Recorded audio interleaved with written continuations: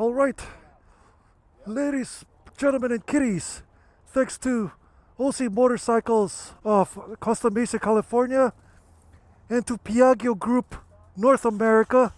And today, I will be riding this Italian cruiser right here, the Moto Guzzi V9 Bobber.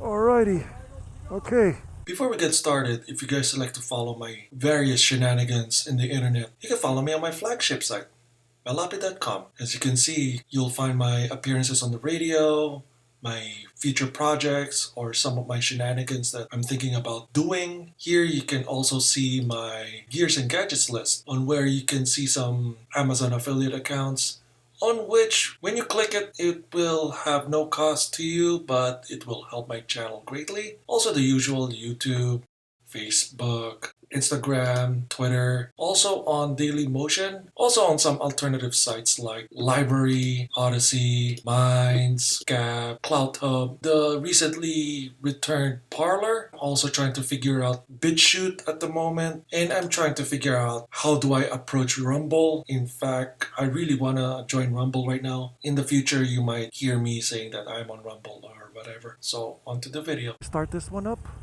Oop.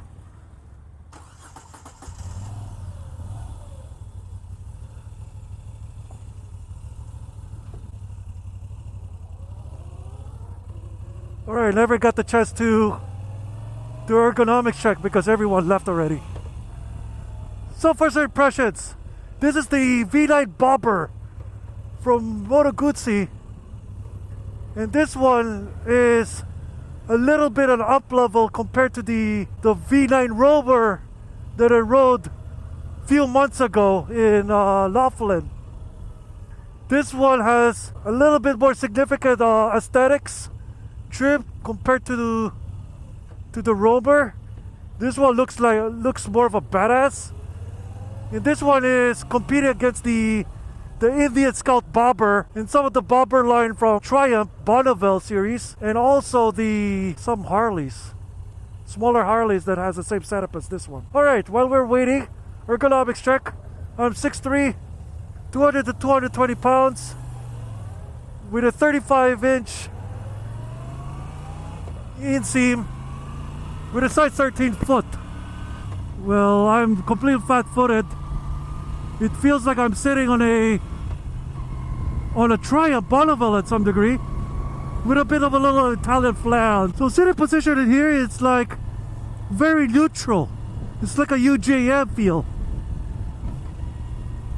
It feels very bassy. This parallel V-twin is 850cc, I think. It's almost similar to the V85 TT right in front of me. Wow, this thing is very agile. And I like the way this engine sounds, even with my earplugs on. It has that charm, that Italian charm that most Moto Guzzi has. The rear brakes has a very direct tactile feel and almost no play at all, while the front brake has a little bit of play. These Brembo's front brakes has a very easy to modulate feel, very tactile. So right now, as you can see, I'm at the light. The PIX is kind of obtruding on my legs right here, so I gotta reposition my legs to clear it so it doesn't get hit.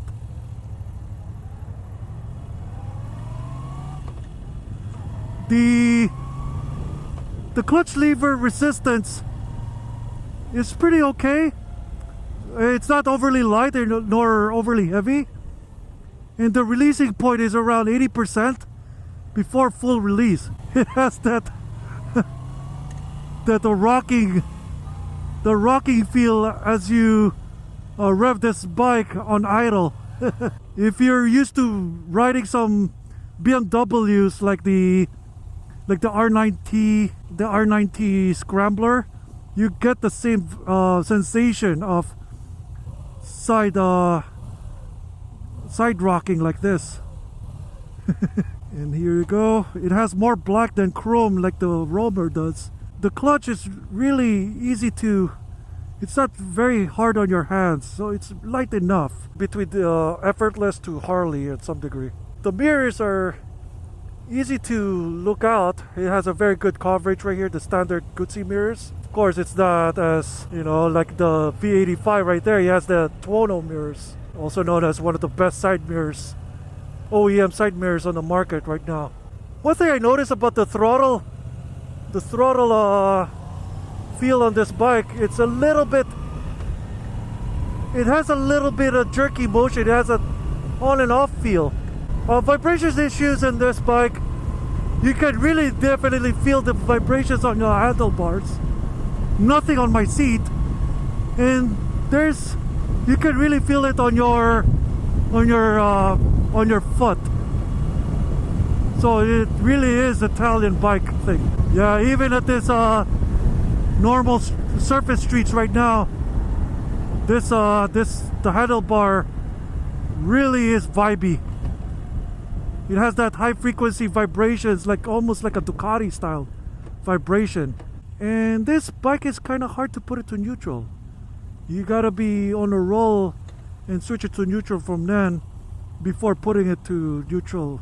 Well, riding on this riding boots right here, I barely feel the clicking action of the gear selector over here.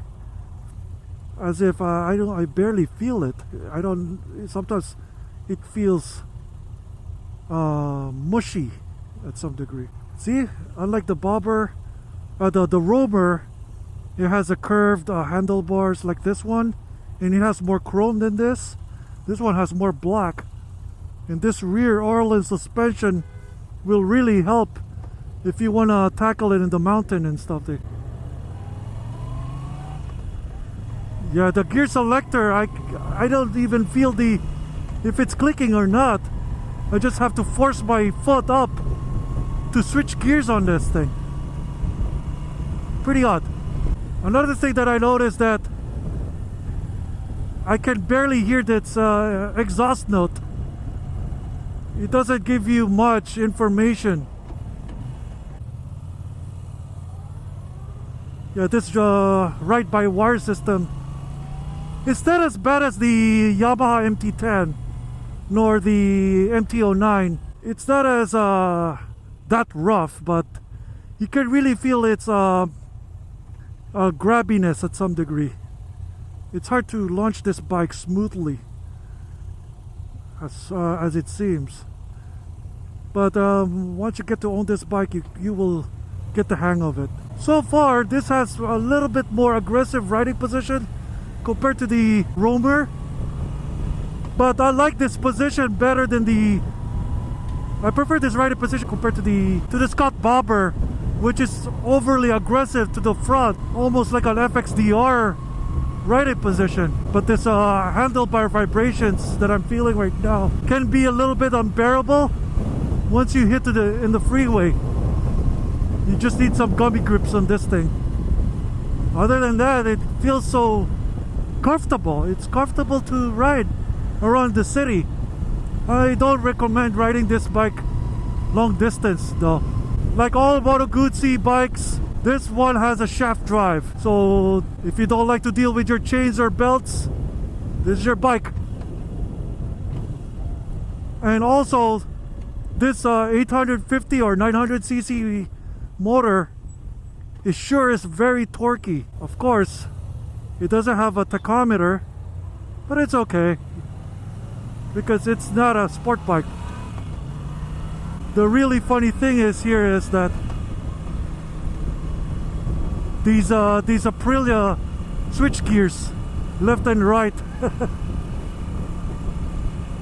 Well, Aprilia and Moto Guzzi are in the same company of Piaggio Group in Italy, so there you go.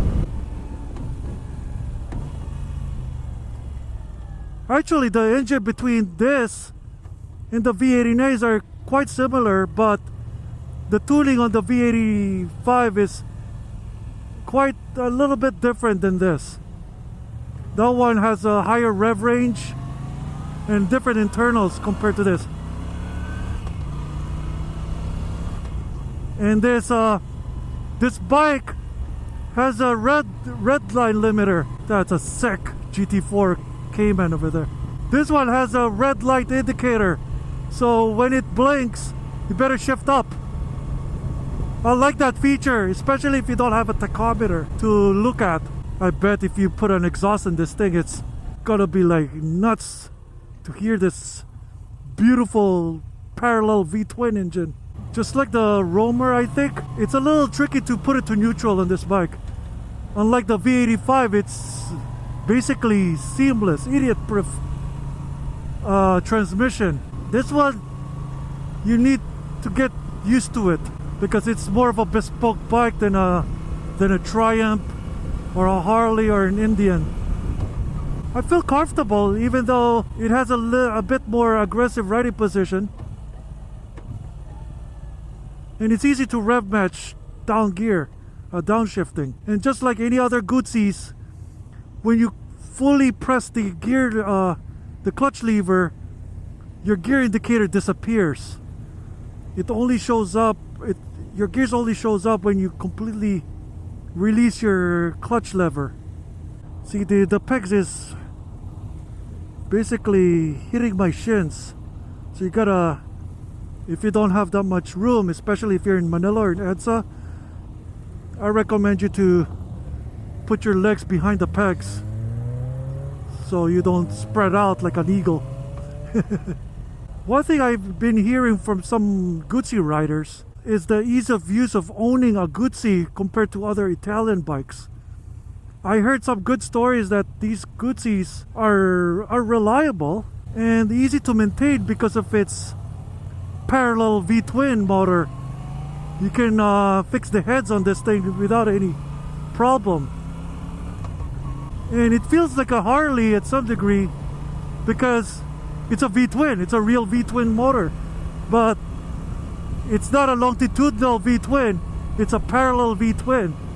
So you got that BMW Harley feel into it, and that really cements Guzzi bikes as a very unique type of motorcycle. See how it corners.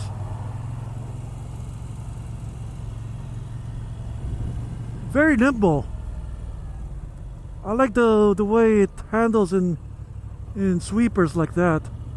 How about on slow speeds? The suspension is on the stiff side, but of course, it's a bobber. It has to be stiff. And I think that Audace will help out on the very high-speed winding roads out there. And we're back at OC Motorcycles. And here we go. Put it to neutral. Okay, that's easy. And then turn it off. There you go. It's an on-off toggle switch type thing. And then the key off. And then the pegs, it's kind of hard to look at, but it's hard to find it, but it's okay. Just be careful of that beautiful shiny matte black exhaust.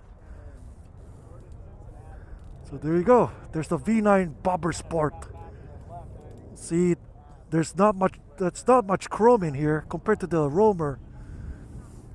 I prefer this version than the Roamer, but it's only one seat, so there you go.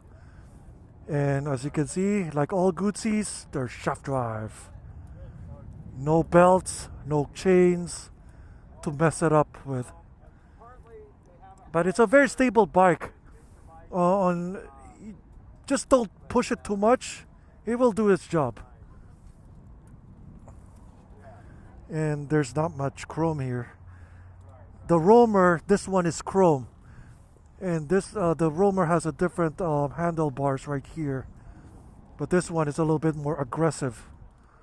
See, not much chrome. Other than the All-in stands out. Those All-in shocks stands out really well. Very nice. I like the flat color in it, but it's hard to maintain those. But there you go. Very nice bike. It's a best of both worlds between BMW and Harley, because BMW's side shake and it's a V-twin like a Harley. So there you go. The 2019-2020 Moto Guzzi V9 Bobber Sport. Thumbs up, and I'll see you guys later. Click the subscribe button, like, comment, and ring the ding dong next to it so for you to guys keep on updated. And go to Lapid.com to look at my written posts, and all my videos are there too. Alright, peace out.